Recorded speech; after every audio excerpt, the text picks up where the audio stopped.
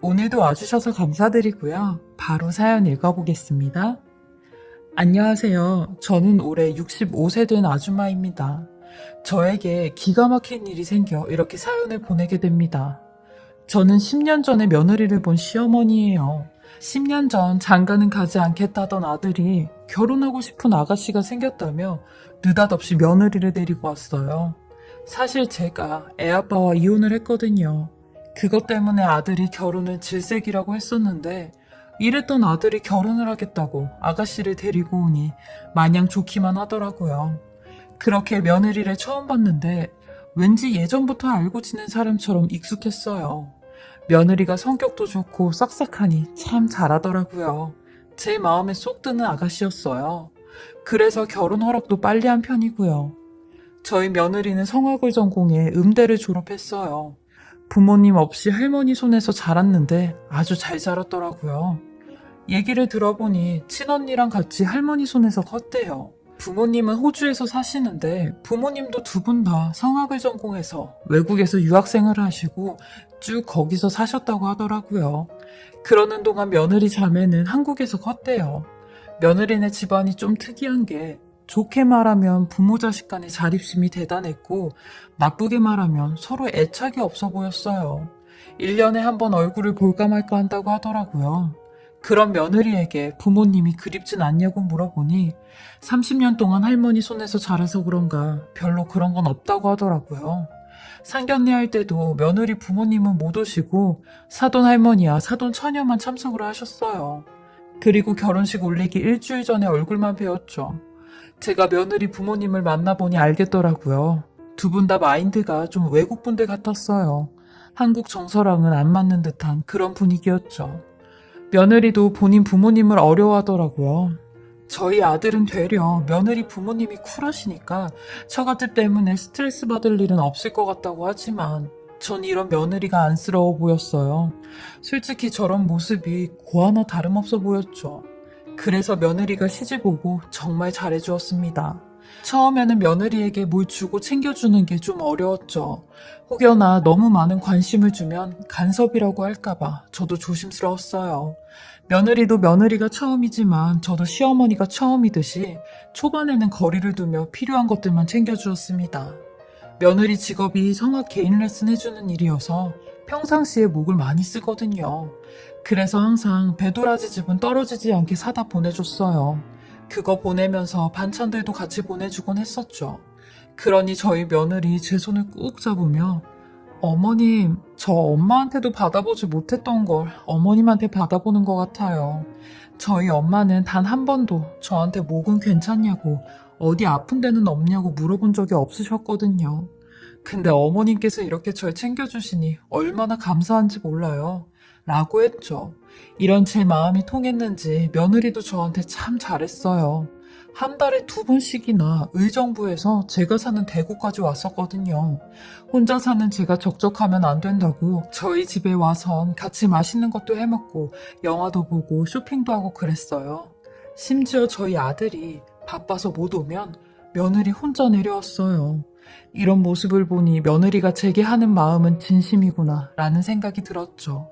30년 넘게 무뚝뚝한 아들만 키우다가 이렇게 애교 넘치는 며느리를 보니 저도 딸 하나 생긴 것처럼 같이 다녀도 참 좋더라고요. 그렇게 며느리는 이 먼 곳을 3년 동안 왔다 갔다 했어요. 그리고 며느리가 임신이 되면서 제가 먼저 대구 내려오는 거 그만하라고 했거든요. 그렇게 아들과 며느리는 제게 떡두꺼비 같은 손자를 안겨주었어요. 얼마나 며느리가 기특하고 예뻤는지 몰라요. 근데 이런 며느리 애기 낳는 걸 제가 못 봤어요. 그리고 산후조리도 못 해주었죠. 왜냐면 며느리가 호주에서 아기를 낳게 되었거든요. 의도를 한 건 아닌데 며느리 임신 8개월쯤 호주에 계신 안사돈이 교통사고를 당하시게 되었어요. 그러면서 며느리가 안사돈을 보러 호주로 가야 되는 상황이었죠. 며느리는 상황을 보고 한 달 정도 있다가 온다고 했어요. 아들한테 얘기 들어보니 임신 32주 이상은 비행기 타는 것도 뭐가 복잡해서 항공사에서 요구하는 진단서까지 제출하고 간다고 했죠. 사실 저도 걱정이 됐던 게 임신 8개월이면 아이 태어나기 얼마 안 남은 기간이잖아요. 너무 무리해서 비행기를 타는 거 아닌가 노심초사했었는데 이런 제 걱정이 현실로 다가왔어요. 며느리가 35주차 되었을 때 양수가 터져서 미숙아로 손자를 낳게 된 거죠. 이 소식을 들은 저희 아들은 바로 호주로 날아갔고 저는 한국에서 가슴을 졸이며 애태우고 있었죠. 근데 다행히 손자와 며느리는 둘 다 건강하고 무사하다는 얘기를 듣게 되었어요. 그렇게 6개월 만에 며느리와 손자를 볼 수 있었습니다. 저는 아들 며느리네 집에 올라와서 손자를 돌봐주었는데 며느리가 먼저 제게 그러더라고요. 어머님, 저희랑 같이 사시는 건 어떠세요? 대구에서 어머님 혼자 사시는 것보다 저희랑 이렇게 같이 사는 게 좋을 것 같아요. 어머님만 좋으시다면 저희랑 같이 사시는 거 어떠세요? 라고 했죠. 저도 고심 끝에 며느리의 제안을 받아들이기로 했어요. 그렇게 손자가 태어나서 유치원에 들어간 지금까지 7년째 같이 살고 있어요. 아들과 며느리가 아둥바둥 열심히 사는 모습에 저도 뭐라도 도와주고 싶어 집안일은 거의 제가 도맡아 했고 손자도 열심히 돌봐주었죠. 서로가 서로한테 진심을 다해야 하니 7년 동안 아들 며느리와 한 번도 큰 소리 내지 않고 행복하게 살았습니다. 제 주변 친구들이나 친정 언니들도 며느리 잘 둬서 부럽다고 할 정도였어요. 저도 이런 행복이 영원할 줄만 알았습니다. 하지만 이런 착한 며느리가 어느 순간부터 미심쩍은 행동들을 하기 시작했어요. 7년째 같이 살다 보니 며느리가 안 하던 행동들이 눈에 보이기 시작했어요. 제가 처음 며느리를 의심했던 게 항상 금요일 저녁 같은 시간대마다 누군가로부터 전화가 한 통 와요. 그런 며느리는 슬쩍 집을 나가 전화 통화를 하고 들어왔죠. 말로는 학부모 상담이라고 하는데 유독 금요일 저녁에만 밖에 나가 통화를 했어요. 그리고 어느 순간부터 손자가 며느리 핸드폰 만지는 걸 극도로 싫어하더라고요. 아무것도 모르는 손자를 막 다그치는데 오죽하면 제가 애한테 왜 그러냐고 소리를 쳤죠. 근데 그 중에서도 제일 의심스러웠던 게 주말이었어요. 원래 며느리는 토요일, 일요일 레슨은 안 잡았어요. 돈 버는 것보다 가족들이랑 시간 보내는 게 더 소중하다고 주말 레슨은 아예 하지 않았죠. 근데 어느 날부턴가 며느리가 토요일, 일요일에도 수업이 있다며 밖으로 나가기 시작했어요. 이건 뭐 수업이 있으면 나갈 수도 있겠다고 생각을 했지만 아니 생전 바르지도 않던 시뻘건색의 립스틱을 바르질 않나, 시꺼먼 색으로 아이라인을 칠하질 않나, 이렇게 화장한 채로 저 모르게 외출을 하려 하다가 화장실에서 나오는 저와 딱 마주쳐서 알게 된 거였거든요. 그 바람에 더 의심을 산 것도 있었어요. 저는 이런 며느리의 행동에 대해 아들한테 살짝 얘기를 했어요. 그러니 아들은 되려 엄마는 집사람이 열심히 산다고 돈 벌러 나가는 것도 지금 의심하는 거야? 엄마 점점 선 넘으시는 거 아니에요? 라고 하는데 아차 싶더라고요. 그래서 미안하다고, 내가 괜한 오해를 한 것 같다고 했어요. 그리고 속으로도 에이 그래 아들도 별 신경을 안 쓰는데 뭐 나 혼자 예민했나 보다 라고 생각하며 넘겼습니다. 하지만 얼마 안 돼 제가 생각했던 게 아주 적중을 한 사건이 벌어졌죠. 며느리가 핸드폰을 두고 샤워를 하러 간 사이 며느리 핸드폰이 울려대기 시작했어요. 전화를 못 받으니 이윽고 또 전화가 오기 시작하는데 한 서너 번 정도 전화가 왔어요. 저는 누구지 싶어 며느리 핸드폰 화면을 보았고 황 사장이라고 저장이 된 사람이었습니다. 순간 싸한 촉이 발동됐고 저는 며느리가 나오기 전에 전화를 받아 여보세요? 라고 했죠. 그러니 세상에 전화기 너머로 어떤 남자의 목소리가 들려왔고 곧이어 의미심장한 말을 하기 시작하는데 내일은 미사리 땡땡 카페로 오는 거 있지 않았지? 혹시나 해서 또 연락해 본 거야. 내일은 화장도 좀 더 진하게 하고 옷 좀 더 화려한 걸로 입고 와. 그래야지 이쁨 받지. 내일도 기대할게. 라고 하는데 그 소리를 듣자마자 심장이 쿵쾅거리고 다리까지 후들거렸어요. 이미 전화는 받아버렸고 며느리에게 이 사실을 들키지 않으려고 거짓말을 했죠. 전화가 하도 울려대서 내가 받기는 했는데 상대방이 뭐라고 하는지 전화가 지지직거려서 그냥 끊었다고 했어요. 그러니 며느리가 신경질을 내며 어머님, 왜 남의 전화를 이렇게 마음대로 받으세요? 기분 나빠요. 라고 하는데 한 번도 본 적 없는 며느리의 모습에 얘가 100% 다른 사람을 만나고 있구나 라는 생각이 들었어요. 저도 이대로는 안 되겠다 싶었고 이 남자가 말했던 미사리 땡땡 카페를 제 발로 직접 찾아가기로 했습니다. 도대체 며느리가 뭘 하고 다니는지 제 눈으로 직접 봐야 됐어요. 그리고 그 후에 벌어질 끔찍한 일들은 생각도 못한 채 며느리보다 일찍 집을 나왔죠. 도착한 그 카페는 라이브 카페였는데 누가 봐도 서로 남처럼 보이는 5, 60대 남자와 여자들이 스킨십을 하고 있는데 나 부끄러워 혼났어요. 카페 소파도 높이가 높아서 앉아있으면 다른 사람들은 보이지 않는 구조였어요. 딱 이런 사람들의 본거지 같았죠. 시간이 흐를수록 가슴이 조여오고 도대체 며느리는 이런 데서 누굴 만나 뭘 하는지 의구심으로 머리가 터질 것 같을 때였어요. 한 1시간 정도 지나니 라이브가 진행이 된다며 선곡을 받는다고 카페 웨이터분이 종이랑 펜을 가져다 주더라고요.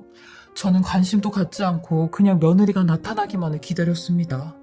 그리고 그때 마이크 너머로 어디선가 익숙한 목소리가 들려오기 시작하는 겁니다.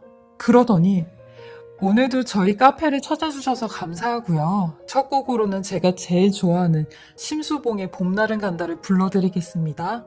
라고 하더니 노래를 부르기 시작하는 겁니다. 이윽고 노랫자락이 제 귀로 흘러들어오는데 이 목소리 저희 며느리였습니다. 심수봉의 봄날은 간다. 이 노래를 제가 제일 좋아하거든요. 그래서 가끔 며느리가 불러주곤 했는데 이 목소리를 어떻게 모를 수가 있겠나요? 저는 소파에서 살짝 일어나 무대 쪽을 바라봤어요. 역시나 저희 며느리가 맞았습니다. 눈을 지그시 감고 노래를 부르는데 며느리의 모습이 얼마나 서글퍼 보이는지 세상에서 저렇게 슬픈 노래를 처음 듣는 것 같았죠. 저는 이런 제 자신이 원망스러웠어요. 얄팍한 마음으로 며느리를 의심이나 하고 오해나 했으니까요. 일단 여기까지 온 이상 어떻게 된 일인가 며느리에게 이유는 들어봐야 했기에 며느리의 노래가 다 끝이 날 때까지 숨죽여 몸을 숙이고 있었어요. 그리고 며느리가 밖으로 나가는 소리에 저도 따라 나갔습니다. 며느리는 카페 뒤쪽으로 가는데 어떤 남자와 얘기하는 소리가 들리더라고요. 어제 전화를 받은 그 남자의 목소리였습니다. 우리 아들 형준이는 잘 있지? 내가 언제 한번 형준이 맛있는 거 사주러 갈까? 라고 하는데 형준이 제 손자였습니다. 왜 저 사람이 형준이를 자기 아들이라고 하지? 하며 어안이 벙벙해 있을 때였죠. 그러니 며느리가 당신이 무슨 낯짝으로 형준이 앞에 나타나려고 해? 나한테 형준이 줄 때 2번 다시 안 나타난다고 하지 않았어? 내가 이렇게 노래 부르면서 당신 비유 맞춰주고 있는 거 안 보여? 당신 입에서 우리 아들 형준이라는 소리 또 나오면 나 가만히 안 있을 거야. 라고 하니 뒤이어 그 남자가 네가 가만히 안 있을 거면 어쩔 건데?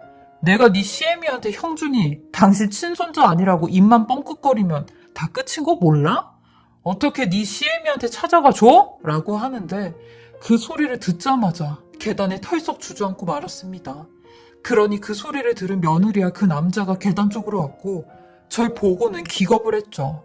저는 말까지 더듬으며 형준애미야, 지금 이게 다 무슨 소리냐? 형준이가 내 친손자가 아니라니 이게 다 무슨 말이야? 라고 울부짖으며 소리를 질렀어요. 그러니 며느리는 제 앞으로 와서 무릎을 꿇더니 어머님, 제가 다 설명해 드릴게요. 그동안 어머님한테 거짓말한 사실들 전부 다 말씀드릴게요. 라며 10년 동안 숨겨온 충격적인 진실들을 얘기하는데 하늘이 무너지고 땅이 흔들거리는 기분이었습니다. 며느리는 제일 처음 한 말이 어머님, 형준이 남편 애도 아니지만 제 애도 아니에요. 사실 저희 부부가 입양한 아이예요. 라고 하는 겁니다. 전 그게 무슨 소리냐고 했어요. 그러니 어머님 사실은 제가 19살 때 난소암으로 난소 한쪽을 완전히 떼어내는 수술을 받았어요. 그리고 5년 뒤에 24살 때 난소암이 또 재발이 되는 바람에 남은 난소 한쪽도 완전히 떼어냈어요. 그렇게 전 엄마가 될 수 없는 몸이 되었죠. 남편한테는 이 사실을 결혼 전에 다 얘기를 했는데 어머님한테는 차마 어떻게 말씀을 드려야 할지 몰랐어요. 남편은 애 안 낳으면 어떠냐고 그냥 결혼하자고 하고 그때 어머님께 제 속 얘기를 다 말씀드렸어야 됐는데 어린 맘에 어머님께서 결혼 허락을 해주지 않으실까봐 겁이 나서 말씀을 못 드리고 결혼까지 하게 됐어요. 라고 하는데 이런 며느리의 말에 어디 한 대 세게 얻어맞은 듯한 기분이었어요. 그래서 저는 그럼 형준이 가졌다고 한 것도 다 거짓말이었던 거니? 호주에서 애 낳은 것도 다 거짓말이었던 거냐고. 그럼 형준이는 누구 애니? 저 남자 자식이야? 도대체 그 애는 누구냐고 라고 소리를 치니 며느리 입에서 나온 말은 또 한 번의 충격적인 이야기들이었죠. 어머님, 저희 형준이 친모, 저희 친언니예요. 그리고 아까 저랑 얘기하고 있었던 사람이 형준이 아빠고요. 저희 언니가 저 사람이랑 동거를 하면서 형준이를 갖게 되었는데 형준이 갖기 전에도 그렇게 저희 언니를 힘들게 하더니 임신을 하고 나니까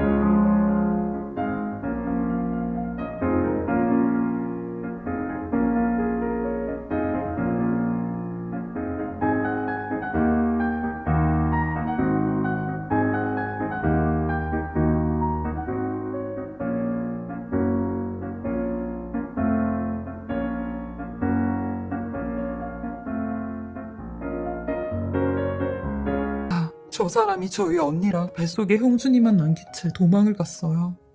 언니도 그 충격으로 형준이 나오면 바로 입양한다고 하는 거 저희 부부가 키운다고 했어요. 어차피 저는 엄마가 되지 못하는 몸이니 조카라도 입양해서 제가 키우고 싶었어요. 남편도 동의를 했고요. 그리고 무엇보다 손주를 바라시는 어머님께 기쁘게 해드리고 싶었어요. 비록 이런 거짓말을 했지만요. 근데 작년에 저 남자가 저희 부부를 찾아왔어요. 어떻게 알았는지 어머님께서 제 비밀을 모르고 있다는 것도 전부 다 알더라고요. 그러니 그걸 빌미 삼아서 저한테 압력을 가했는데 라이브 카페에 나와 노래를 부르라고 했어요. 그것도 무임금으로요. 그렇지 않으면 어머님께 이 모든 사실을 다 얘기한다고 하는데 저나 남편이나 하는 수 없이 이 사람이 하자는 대로 할 수밖에 없었어요. 어머님, 죄송합니다. 제가 죄인이에요. 라고 하는데 며느리에게 모든 사실을 듣게 된 뒤 어안이 벙벙하면서도 화가 나고 모질지 못해 이렇게 당하고 있었나 싶은 마음에 안쓰럽기도 하고 거짓말한 사실은 괘씸하기도 하고 그랬네요. 한꺼번에 너무 큰 사실들을 알게 돼서 심정이 아주 복잡했어요. 전 일단 며느리에게 집으로 가자고 했어요. 그리고 며느리 데리고 가기 전에 그 남자한테 가서 이보세요. 당신 하늘이 두렵지도 않아? 자식 마누라 버리고 갈 땐 언제고 이제 나타나서 내 며느리랑 내 아들한테까지 협박을 해? 당신 언제까지 우리 아들 며느리 약점 잡아서 이따위 짓거리 할 생각이었어? 인간으로 태어났으면 인간답게 살아. 어디 어린애들도 안 할 짓을 하면서 사람을 피말려 죽이려고 해? 내가 이렇게 알았으니 망정이지. 당신 그따위로 살다가 지옥불에 떨어져. 하면서 며느리 대신 속 시원하게 한마디 해주었습니다. 그러니 그놈이 제게 그러더라고요. 어이 아줌마, 형준이 크면 그때 다시 얼굴 뵙시다 라고 하는데 전 그런 놈에게 하나도 안 무섭다고 했어요. 우리 손자 형준이한테 입양하라고 떳떳하게 다 얘기할 거라고 했죠. 그리고 두 번 다시 이따위로 사람 피말리면 그때는 대화가 아니라 경찰서에서 얼굴 보게 될 거라고 당신도 조심하라고 쐐기를 박았어요. 아주 악질이더라고요. 마음 같으면 물이라도 한 바가지 들이붓고 싶었죠. 그렇게 저는 며느리의 손을 잡고 한참 동안 길가 쪽으로 걸어 내려왔어요. 저도 간이 새가슴인데 그런 소리를 하니 손이 벌벌벌 떨리더라고요. 며느리도 제 떨림을 느꼈는지 한동안 눈물만 흘리며 제 앞에서 어린아이처럼 엉엉거리며 잘못했다고 용서해달라며 제발 안 본다는 말씀만 하지 말아달라고 하더라고요. 저한테 실망을 시켜주기 싫었대요. 전 이런 며느리를 품어주며 형준혜 미야, 거짓말한 건 정말 잘못한 일이지만 내가 네 심성을 잘 아는데 어떻게 안 보고 살겠니? 너도 나름 나를 생각한다고 그런 거짓말을 한 건데 10년 동안 얼마나 죄인 같은 마음으로 살았겠어. 나도 이해하고 용서할 테니까 너도 이제부턴 두 번 다시 거짓말하는 일 없도록 해. 나랑 약속해줄 수 있지? 라고 했어요. 그러니 며느리는 고개를 몇 번이고 끄덕거리며 이젠 절대 그런 일 없을 거라고 용서해주셔서 감사하다고 너무 죄송했다고 하더라고요. 물론 제 아들한테도 쓴소리 세게 했습니다.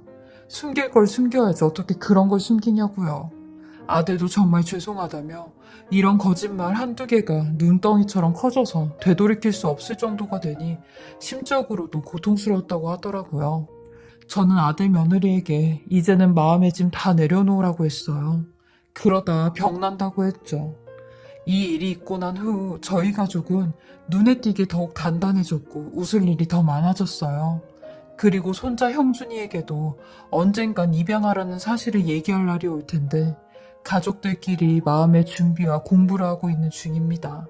손자에게 많은 사랑을 주고 나누고 굳건히 옆에 있어준다면 아마 손자도 바른 길로 갈 거라 생각을 합니다. 이런 길을 가는 저희 가족들에게 따뜻한 응원의 말들 듣고자 이렇게 사연 보내봅니다. 인생이 드라마보다 더 드라마 같다고 하는데 딱 제 얘기 같더라고요.